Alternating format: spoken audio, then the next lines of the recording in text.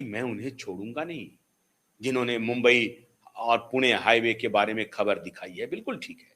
लेकिन उसी फ्लोर पे आपके सामने में वो गुंडा, फिर कह रहा हूं गुंडा, और मैं चुनौती दे रहा हूं, देश की सभी अदालतों को चुनौती दे रहा हूं, कृपा करके मुझे नोटिस भेजें, मुझे बुलाएं, मैं आपकी अदालत में बताऊंगा कि ये बेटा, ये गुंडा कैसे है, ये आदित्य ठाकरे गुंडा कैसे है, मैं बताऊंगा, तथ्यों के साथ बताऊंगा, साक्ष्यों के आधार पर बताऊंगा, सत्य के साथ खड़ा हूं, न्याय के साथ खड़ा हूं। इसलिए पूरी जिम्मेदारी से कह रहा हूं, मैं बेवकूफ पागल नहीं हूं, दीवाना नहीं हूं जो मैं किसी को गुंडा कह दूंगा।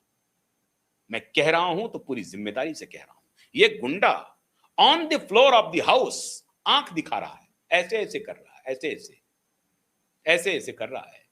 फडणवीस जी, शर्म आनी चाहिए, आप अभयदान दे रहे हैं इसे, आप अभयदान दे रहे हैं।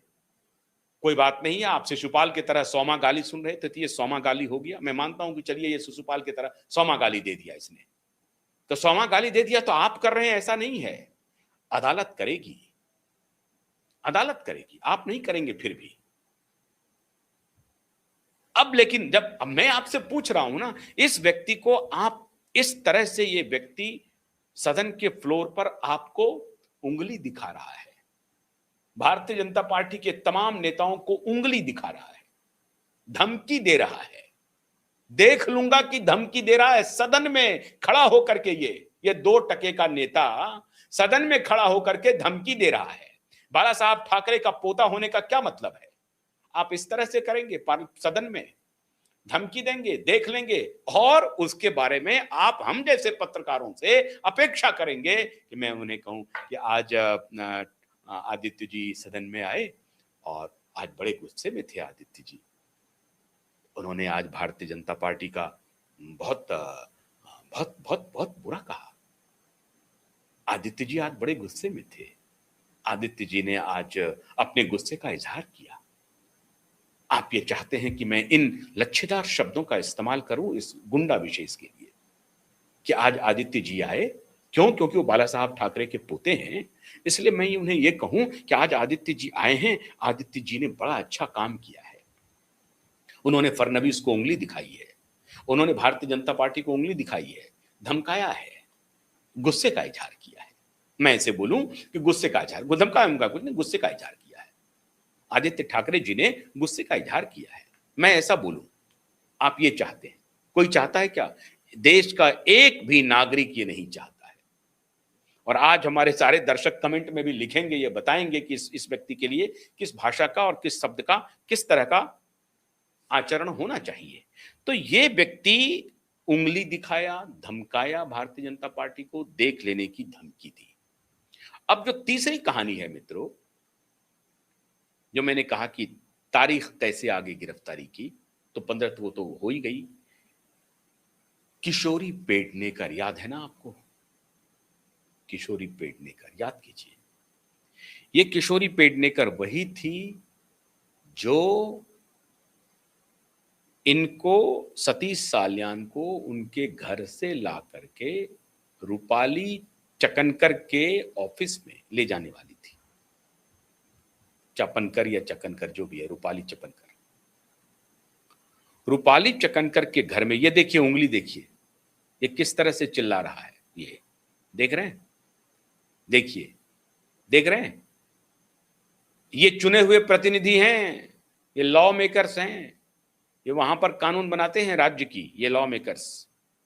और इनको मैं कहूं कि आदरणीय आदित्य ठाकरे जी जो हैं, वो आज गुस्से का इजहार कर रहे थे, और विधानसभा के स्पीकर और जस्टिस हमें नोटिस भेजेंगे कि आपने गुंडा कैसे कह दिया चुने हुए प्रतिनिधि को। अरे चुना हुआ प्रतिनिधि अगर गुंडा है, लोगों ने चुन लिया है, तो उसे गुंडा ही कहेंगे, उसके अलावा कुछ नहीं कहेंगे। समझ गए कि नहीं? खैर, तो ये जो ये उंगली दिखा दिया आपने।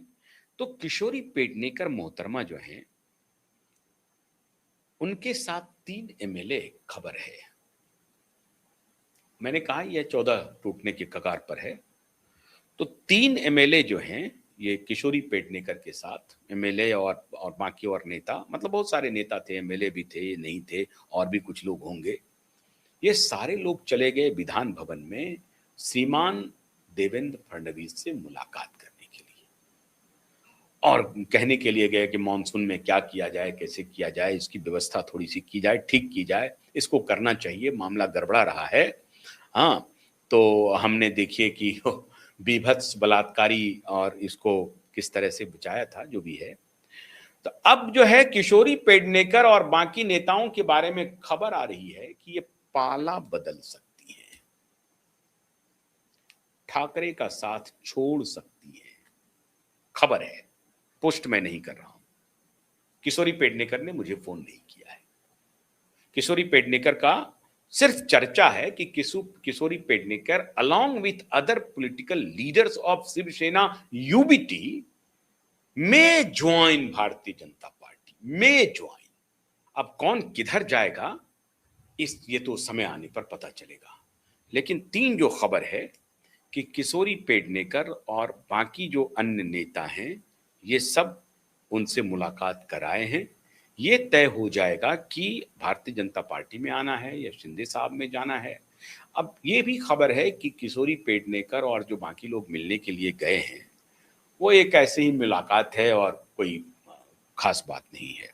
लेकिन ऐसा बिल्कुल नहीं है, मामला बिल्कुल पलट रहा है और लोग धीरे धीरे ठाकरे का साथ छोड़ते जा रहे हैं, क्योंकि ठाकरे अब उस जगह पर पहुंच चुके हैं जो अपने कृत्य की सजा पाने वाले हैं, पूर्णतः पाने वाले हैं। पा चुके हैं वैसे, लेकिन अब पूर्णतः पाने वाले हैं। तो अब सारे नेताओं को यह डर लग रहा है कि अब शायद यहां पर हमारा भविष्य सुरक्षित नहीं है, तो जितना जल्दी हो सकता है रास्ता बदल लो। अब इनके पास कुछ भी नहीं है, मुश्किल में हैं ये दोनों पिता पुत्र। तो अब साया भी उनका साथ छोड़ेगा, ये मैं आपको दावे के साथ कह रहा हूं। जो कृत्य इन दोनों पिता पुत्र ने किया है ना, वो इसी जन्म में इन्हें भुगतना पड़ेगा, हर हाल में भुगतना पड़ेगा, और हर किसी को भुगतना पड़ता है, इन्हें भुगतना पड़ेगा। और ये जो सिचुएशंस बन रहे हैं जिसमें कहानी आएगी कि नहीं नहीं वो तो मुलाकात करने के लिए गए थे, ये सारी बातें भी आप देखते रहिए, धीरे धीरे होता है क्या। लेकिन तीन बातें हैं, एक तो इनके पाला बदलने की है, दूसरी ये जो अपना गाली गलौज कर रहे थे कि तुम्हें देख लेंगे, तुम्हें ये कर लेंगे, उंगली दिखा रहे थे सदन में, उस पर भी भारतीय जनता पार्टी और पूरा नीचे से लेकर ऊपर तक हलकान है। और तीसरी की 15 तारीख जो आ गई है, 3-4 दिन के बाद, आज 11 तारीख है, 4 दिन के बाद सुनवाई है, और सुनवाई फाइनल सुनवाई होगी और एफआईआर का आदेश निश्चित रूप से आएगा।